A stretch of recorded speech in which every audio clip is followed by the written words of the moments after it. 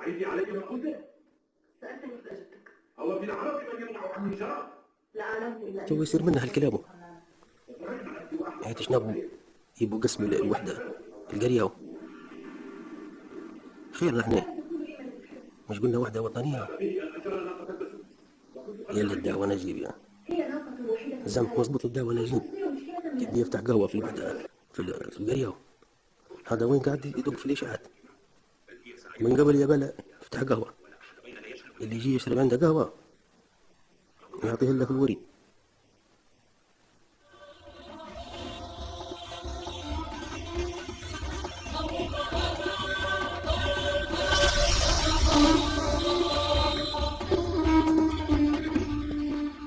ما بك يا طاهر؟ أراك حزينا وكئيب كأن شيئا ما يؤرقك. أريد أن أعرف شيء.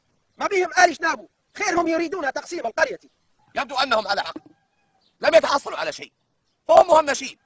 كل المشاريع في تركيبة واحدة، حتى الشندي بندي البازيلي والإذاعات كلها هناك. نحن كما كنا في السابق لم نتحصل على شيء. وتقدروا تأخذوا حصتكم بلها القسمة. ومن قال لك بأنها قسمة؟ للأسف أنتم فاهمين الموضوع غلط. ليس الموضوع تقسيم. طرح الموضوع بهذه الطريقة الخاطئة يثير الشكوك. أيضا هذا ليس وقته. ألم نكن يدا واحدة منذ البداية؟ عليك أن تفهم بأن الفيدرالية ليست تقسيم، بل هو اتحاد. ايوه، اعذرني يا أخي. اعتراضنا هو حرص منا على وحدتنا. وهم أيضا لا يريدون تقسيم البلاد، وعلينا أن نحترم وجهة نظر الغير. فليبيا حرة.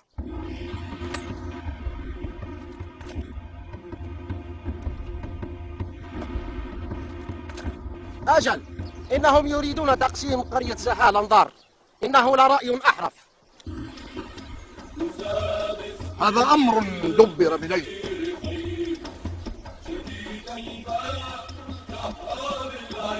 هل هذا الكلام صحيح أم أنك تكبر في السرة كما عهدتك؟ وكيف يسير فينا نحن؟ على بك ضد التقسيم؟ ومن يا ترى قد ضرب هذه السرنجة؟ لا شك أنه نجيب، فلا يوجد جبار في القرية غيره. أجل، فإنه والله لا يعطي فيه من غير سبيرتو. لو صدق حدسي فإن شنبو يريد الفيدرالية. فيدرالية؟ أنا لم آتي إليك لكي تقول لي هذا الكلام يا سيد شنبو. ليس هناك حل نقسمها سبل. افهمني يا فرز عسل، لا تخليك خل. ليس هناك حل، ليس هناك من حل إلا القسمة، وكل واحد يصب على حوضه بعصاته. أنتم دائما حواركم هكذا يحتوي على العصي والسواطير. أما الآن فقد صار حواركم بالكلاشنات. وأسفا عليكم. لا ترغمني على الغلط، فأنا لا أريد أن أغلط فيك في حوشي. تكلم يا ربح، قل شيئا. ماذا بك مد وجهك؟ هل أنت بكوس؟ ماذا أقول؟ فمن حقه أن يطرح وجهة نظره، فإن ليبيا حرة. حرة. فيدرا ماذا؟ فيدرالية يعني نظام تقسيم إداري. يا حاج، نحن لا نريد التقسيم. أحسنت يا ابن الحجاجات، والله إنك لرجل قد جابت فيك العجوز. أبي كان يقول: ضربة التي لا تقسم ظهرك تقويه. وكأنك تقول لا للفيدرالية. أجل يا قنية. نجاك الله لي.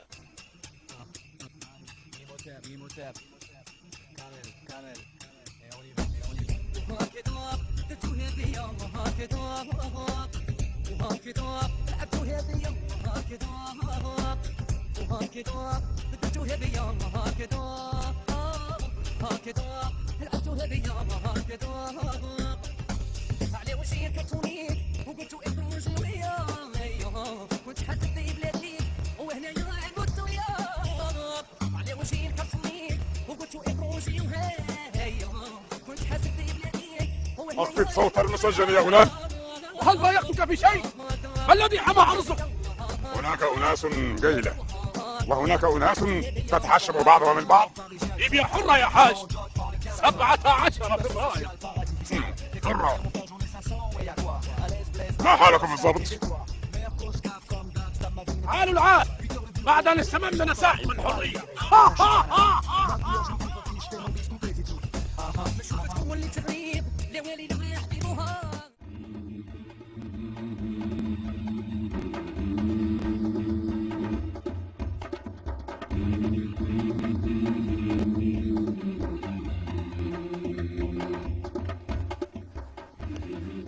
يجب أن نوقف هذا القتال.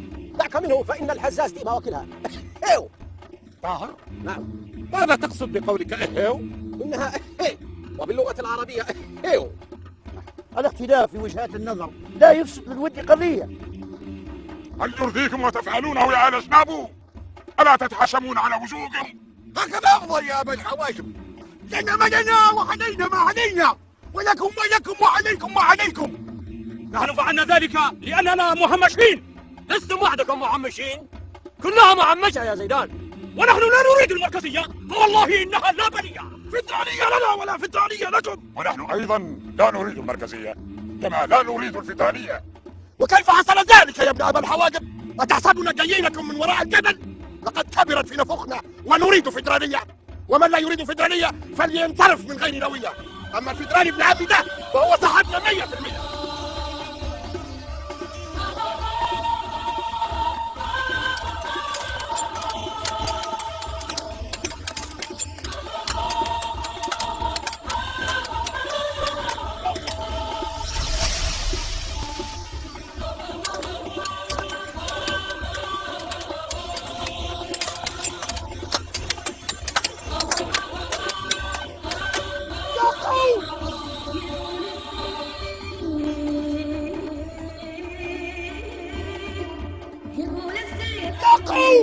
إنه قضية.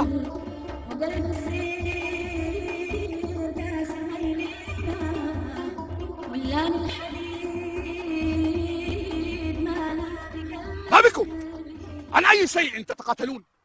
أتريدون أن يشمت فينا اللقسي والدوني؟ ما بكم يا قوم؟ ألا تبطلون من هذه العرايك؟ إنهم يعارضوننا على الفيدرالية فهم لا يريدونها ولا نعرف ليش. فيدرالية حلاوة طحينية؟ أنت لا تتدخل، لا شأن لك بذلك يا أبا، فلا داعي لذلك. يا أبا ماذا؟ أكملها إن كنت رجل. يا أبا مخين، أو تجرؤ على قولها في وشي؟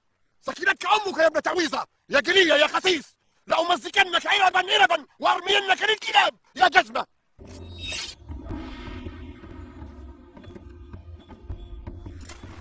أتسمح لي بهذه الرقصة؟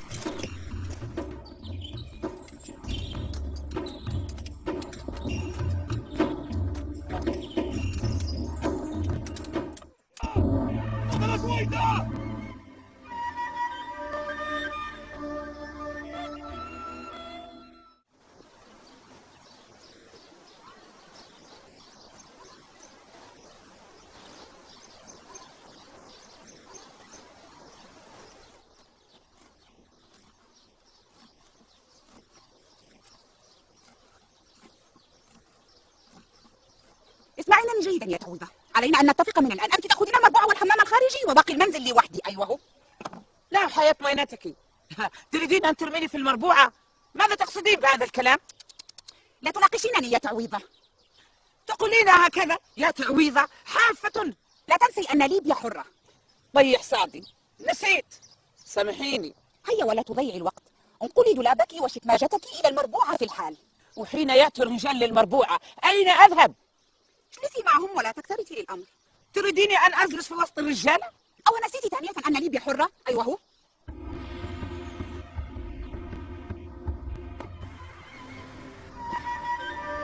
قربا مربط النعامة مني لجويدتي مفكك الأغلال. قربا مربط النعامة مني لكريم متوج بالجمال. قربا مربط النعامة مني، لا نبيع الرجال بيع النعال، لا نبيع الرجال بيع النعال، لا نبيع الرجال بيع النعال.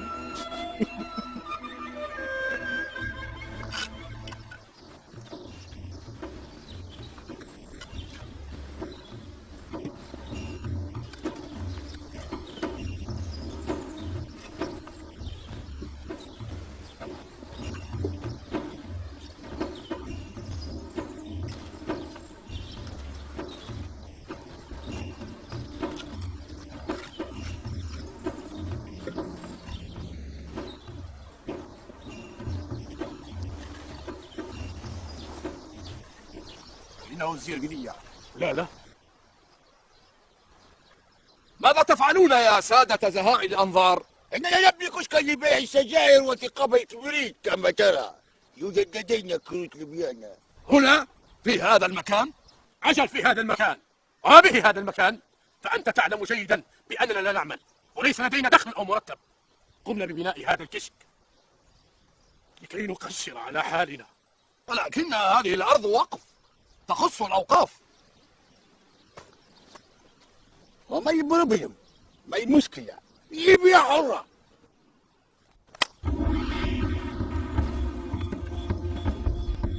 كفاني يقلية أتود يدك علي؟ وما المشكلة؟ فإن ليبيا حرة. ردها علي إن استطعت.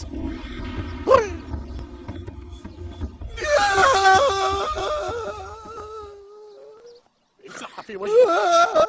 لقد تلفظني كم.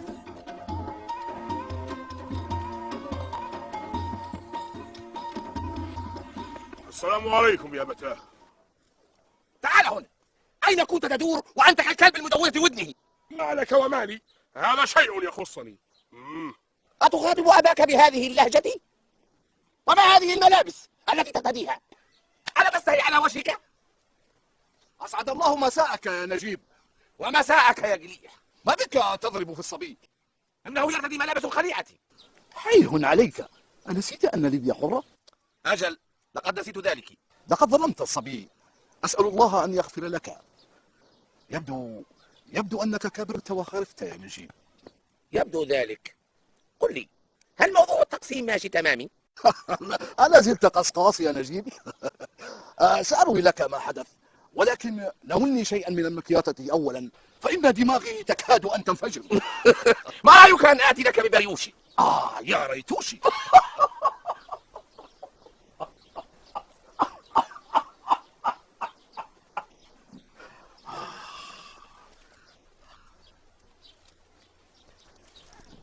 أسرع يا نجيب فإنني مخروم.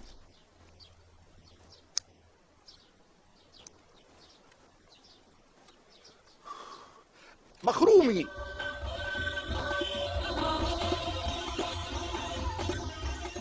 الفيدرالية هو نظام إداري وقد يكون سياسي، وهو نظام يطبق في بعض البلدان ويمكن أن ينجح، فقد نجح في بعض الدول وفشل في أخرى.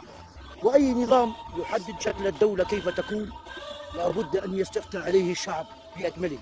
أي الشعب شيلة بيلة، ويدون هذا النظام في الدستور. فلا ينبغي لأي مجموعة أن تنفرد عن الشعب وتقر أي نظام يحدد شكل الدولة كيف يكون دون استفتاء الشعب على ذلك بالموافقة عليه. والله أعلم.